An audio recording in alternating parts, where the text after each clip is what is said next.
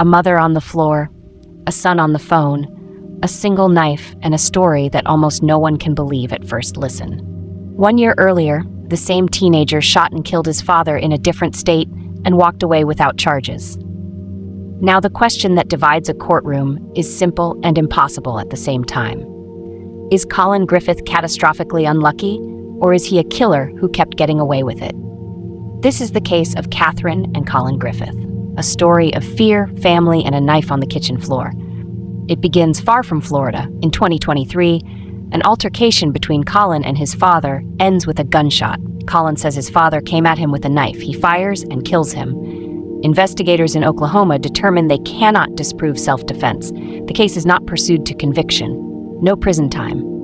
No jury. No verdict. Just a teenager carrying a history that feels more like a warning than a footnote. Months later, Collin moves to Florida to live with his mother, Catherine. New home, new rules, new tensions building in the walls. If the first death raised eyebrows, the second would ignite a firestorm. Auburndale, Polk County, September 8, 2024. Neighbors notice turmoil at the house. Accounts will later describe a volatile relationship, arguments that did not just simmer but boiled over. Some witnesses say they saw disturbing behavior that day outside the home. The precise sequence is contested, but what happens next is not. Catherine ends up on the kitchen floor with a catastrophic wound to her neck. At 6:26 p.m., a 911 call cuts through the noise. A teenager tells the dispatcher his mother fell on a knife. He repeats it again. She fell on a knife during a long argument. How many times can you hear the same line before the words stop sounding real? Deputies arrive.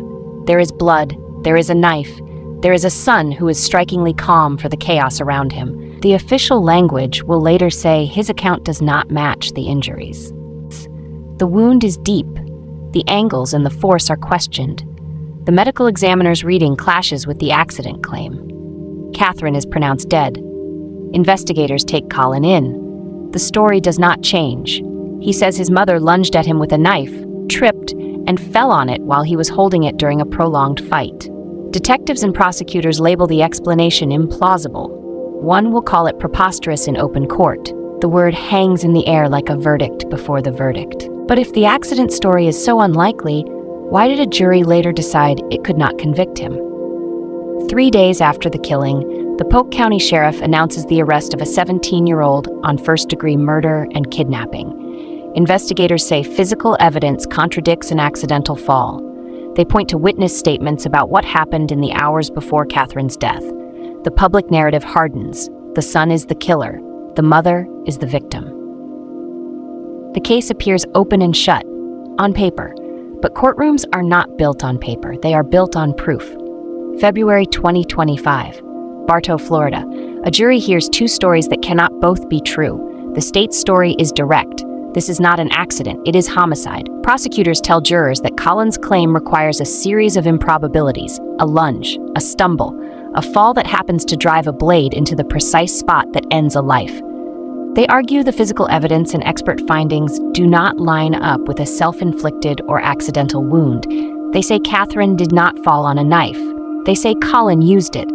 The word preposterous returns in closing like a drumbeat.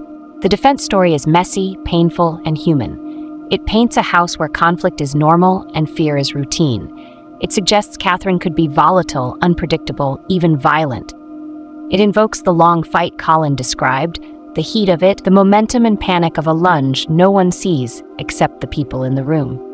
It advances a theory many find difficult to hear, that Catherine may have created the conditions of her own death, up to and including what one lawyer called suicide by son. The jury is asked to measure doubt, not like a scale, but like a shadow that never fully disappears. Then a twist from an unexpected place. A family member takes the stand and casts doubt on Catherine's credibility in past episodes, feeding the defense suggestion that what she said and what happened did not always match. It is the kind of testimony that can tilt a close case, not because it answers the key question, but because it makes you hesitate before you say you know. 2 days. That is how long it takes. The jury returns, not guilty of first-degree murder, not guilty of kidnapping. A teen who already once escaped a homicide prosecution on self-defense grounds is cleared again. this time in front of a jury. Relief floods one side of the courtroom. Outrage simmers on the other. Outside, cameras capture a story with a headline that seems almost designed to provoke. Teen acquitted in mother's stabbing 1 year after killing father in self-defense. The law is not about perfect stories. It is about proof. And in this courtroom, the state could not break the defense theory beyond a reasonable doubt. Was this an accident that reads like a fiction, or a fiction that sounded just plausible enough?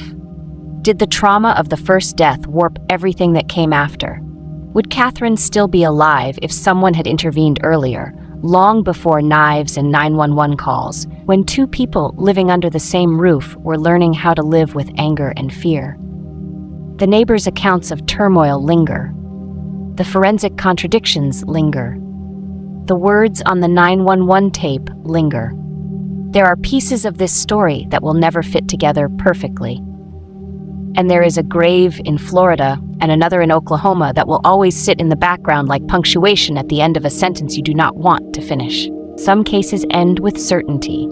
This one ends with a verdict and a vacuum. The law has spoken, the questions have not. Was this a teenager twice forced to survive against a violent parent, or a young man who learned that chaos can be a cover if you hold steady and never change your story? You heard the evidence. You heard both theories. Now you decide which story you believe. Leave your thoughts in the comment section. If you enjoyed this video, please like and subscribe for more weird, wild stories. Until next time, please stay safe out there, and as always, stay weird.